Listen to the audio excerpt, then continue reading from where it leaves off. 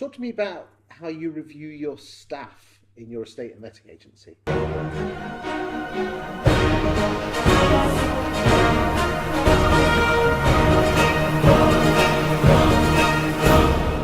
Okay, so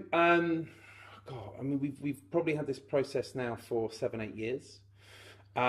Towards the end of each year, typically I would say early to mid-November, because then we're sort of coming into our quiet phase. We're just about recovering from our insane summer period. And so what we do, we dedicate pretty much an entire day to doing a full company audit. So the way we go about it is I will basically hold individual meetings with every single member of our company, including my business partner. Usually out of the office, we'll go to a coffee shop around the corner or something. And so we sit down and we will talk for as long as it takes, which is usually sort of around about an hour-ish. And we will split that conversation into two parts. So we will talk about the consumer journey and we'll talk about the... Hold on, I thought you said it was a review of them. No, it's a review of the business, not the individual. Oh, God, right. So the first one's the consumer journey. That's interesting. What's the second part then? So the second part is about sort of job fulfillment. Oh, all right. I suppose is sort of what we look at that. So it's a bit different. Yeah. So the consumer journey is actually usually the easier, faster bit of the process. And we look at, it's literally very much focusing on that person's role within the company, and where do they perceive the friction points within their key customer interactions. So it could be anything from, small things, which is just patterns of requests. Like, do we find that clients regularly ask to see a specific invoice or a particular piece of paperwork? Down to, I'm lucky enough to say I think we average something like a complaint every 5 years at the moment. So for us, it's not complaints per se, but frustrations. Where does a client get frustrated within that journey? Could it be quicker? Could it be smoother? And what do you get from asking the colleague about that? The way I view it is they're the expert. They're the person on the ground. They're the person dealing with that particular process day in, day out. I don't deal with that. That happens.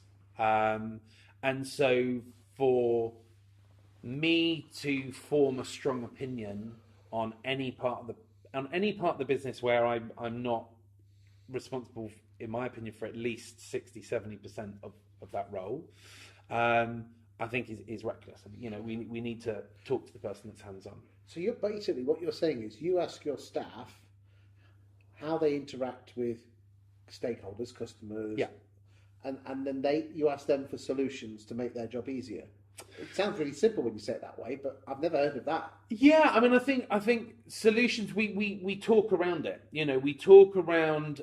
I don't necessarily know that we identify potential solutions. Yeah, I think so Property File, which we use now, which is a Zoopla product, but originally was developed by Dupix when it was an independent, and actually I'm quite proud to say was built because of us. We basically went to Dupix and said, build this, and when they said no, we said fine, we're leaving, and that prevented that situation. And that whole thing came out of these conversations where what we identified was 60-65% of our managed client base live abroad. And so it's just the very simple... That's London though, isn't it? That is London. That is London. And also, and they're not even necessarily foreign investors. Actually, a lot of those are British citizens who've relocated. And most of the properties we look after are former homes as well, which, again, have all raised interesting sort of friction points in that journey and through this process over the years. But, one of the things that came out of that was we deal with a lot of clients in a lot of different time zones. So what we found was we were dealing with a lot of inquiries where we were coming in the morning and we were having an email from China at 3 o'clock in the morning saying, oh, I've just been to my accountant's office and I couldn't find March's invoice, need it urgently. Well, two problems there. Several problems there. They're not getting what they want when they need it. B, by the time we get it, it's too bloody late. They're not sat in their accountant's office 7 hours later. And C, we know we've already sent that to them. So we're now having to do another bit of work that we've already done.